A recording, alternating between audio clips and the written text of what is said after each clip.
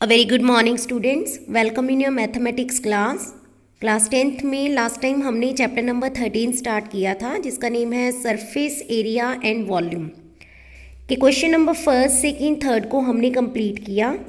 Question number fourth जो है वो आज की क्लास में हम यहाँ पे करने जा रहे हैं। According to question number 4, a cubical block of side 7 centimeter is surmounted by a hemisphere। कहते एक क्यूबिकल ब्लॉक है आपके पास, क्यूब की शेप का एक ब्लॉक है जिसकी साइड है 7 सेंटीमीटर। सरमाउंटेड मतलब उस ब्लॉक के ऊपर एक हेमीस्फीयर क्या होता है? आधा सफियर। जैसे आप अपनी बुक में देख सकते हो, ये हेमीस्फीयर है। आधा सफियर जो है सरमाउंट किया गया है, मतलब रखा गया है। What is the greatest diameter of the hemisphere can have? Hemisphere का ग्रेटेस्ट डायमीटर कितना हो सकता है? Find the surface area of the solid. और दोनों को जोड़कर क्यूब प्लस हेमीस्फीयर, जिनको एक दूसरे के ऊपर सरमाउंट किया गया है, बेसिकली हेमीस्फीयर को सरमाउंट किया गया है, रखा गया है क्यूब के ऊपर, तो आप उस पूरे सॉलिड का सरफेस एरिया भी निकाल कर हमें दीजिए। तो चलते हैं अपने क्वेश्चन की तरफ। यहाँ पे हमने एक डायग्राम ड्रॉ की गई है। जैसे कि आपको बुक में समझाया गया है कि आपके पास एक क्यूब है। क्यूब क्या होता है? जिसकी सारी साइड्स आपके पास इक्वल होती हैं। उस क्यूब की साइड दी हुई है 7 सेंटीमीटर। क्यूब की सभी साइड्स इक्वल होती है, ये भी 7, ये भी 7, ये भी 7, हर एक साइड उसकी क्या है? 7 सेंटीमीटर। अब इस क्यूब के ऊपर एक हेमीस्फीयर सरमाउंटेड किया गया है। हेमीस्फीयर मतलब आधा सफियर जो है वो इसके ऊपर रखा गया है और ये पूरी एक फिगर जो है एक सॉलिड शेप बनती है।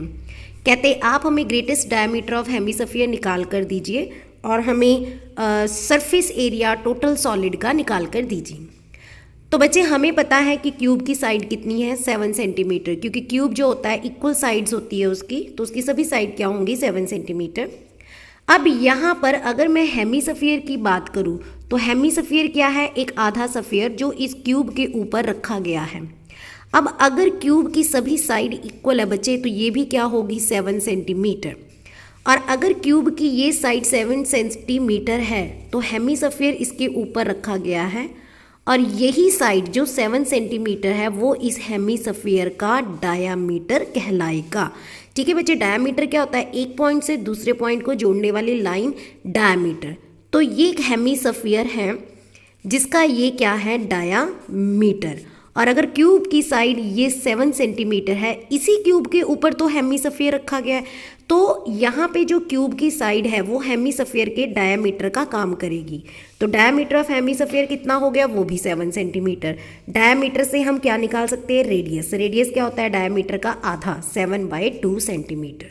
तो अब हमें क्यूब की सारी साइड्स पता है, हमें हेमीस्फीयर का डायमीटर भी पता है। ठीक है बच्चे, तो मैक्सिमम डायमीटर ऑफ हेमीस्फीयर कितना हो सकता है? 7 सेंटीमीटर। डायमीटर से हमने रेडियस निकाला। अब उन्होंने हमें पूछा है कि आप हमें सरफेस एरिया ऑफ सॉलिड निकाल कर दीजिए। सॉलिड कौन सा? जो ये पूरी शेप बनी है। अब इस शेप में क्या क्या आता है? हमारे पास एक क्यूब आता है, एक हेमीस्फीयर आता है। तो हमने अगर सरफेस एरिया ऑफ सॉलिड निकालना है तो बच्चे यहाँ पर जो फॉर्मूला लगेगा, अब ये टोटल है ना, ये कर्व्ड है।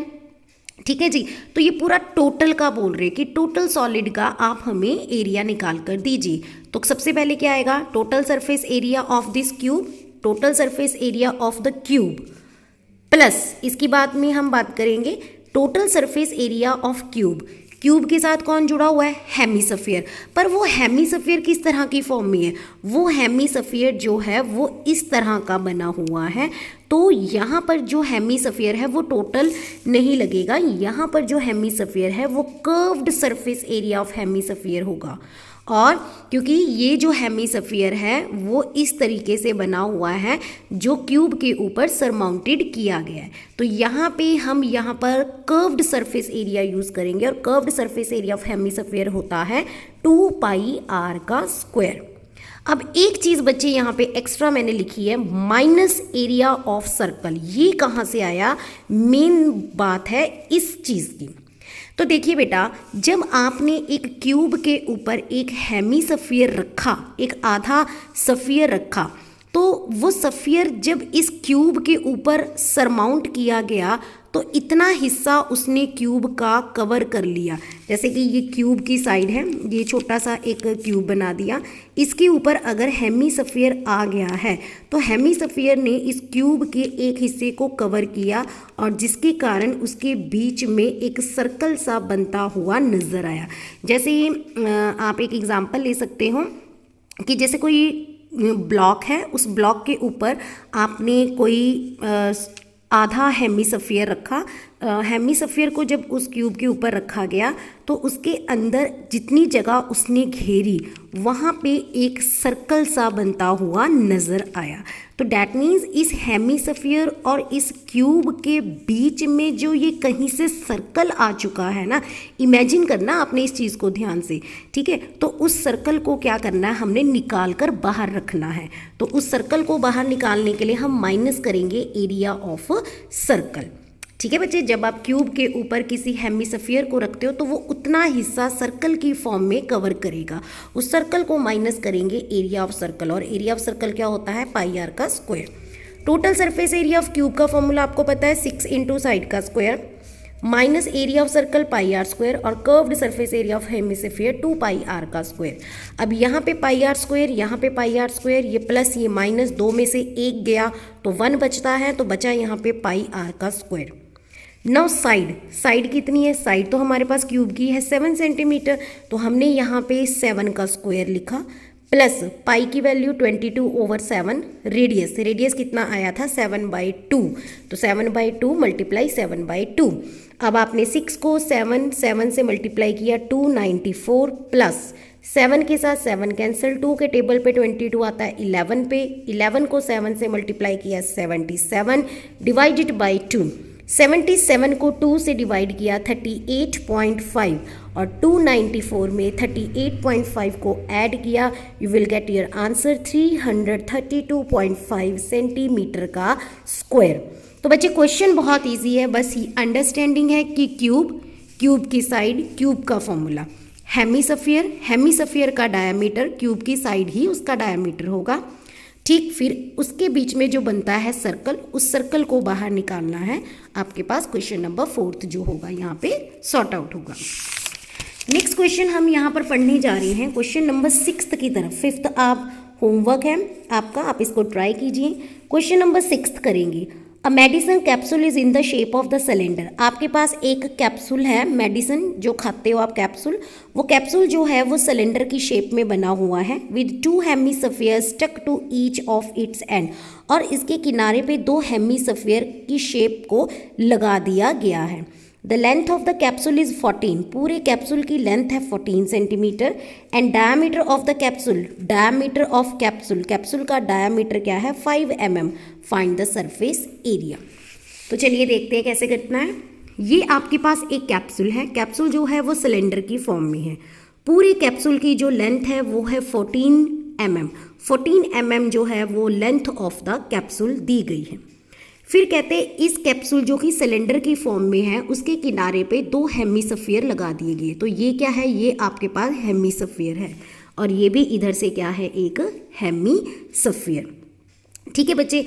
अब हेमीस्फीयर का जो डायामीटर है, उन्होंने बुक में बताया हुआ है कि this is the diameter of the hemisphere, वो 5 mm है, ठीक है। तो आप हमें सरफेस एरिया निकालो। तो अगर हमें हेमीस्फीयर का डायामीटर पता है 5 mm, तो हम वहाँ से रेडियस निकाल सकते हैं। रेडियस इस डायामीटर का हाफ कर दो 5/2 mm, ठीक बच्चे।